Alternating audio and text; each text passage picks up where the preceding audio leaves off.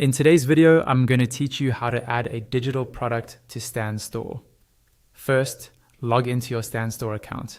Once you're inside your dashboard, look over to the menu on the left-hand side and click on My Store. This is where all of your offers live. To add something new, click on Add Product. A list of product types will appear. From those options, select Digital Product, since we're setting up something your customers can download or access online. You'll now be taken into the product editor. On the right side of the screen, you'll see a live preview. This shows you exactly what your product will look like to your customers as you make changes, so keep an eye on it as you go. Next, choose a style for how the product will appear on your storefront. You can pick between a button, a callout, or a preview style.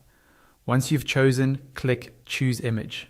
A pop-up will appear with any images you've already uploaded to Stan Store. You can select one of those, or click Upload Image to add a new one from your computer. Find the image file, click Open, then adjust it in the crop window so it looks clean and centered. When you're happy with it, click Use this photo.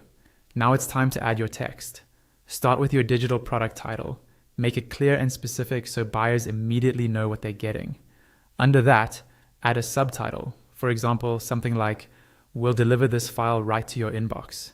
Then customize the button text to match your product, using phrases like "Get this template," "Download here," or "Download now."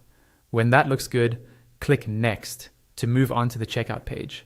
Here you can add another image by clicking Choose Image again, and then write a detailed description of your digital product. This section supports rich text, so you can format your description to make it easy to read. You can also edit the title at the bottom and customize your call to action button to match your brand voice. After that, set your price by entering it in the price field.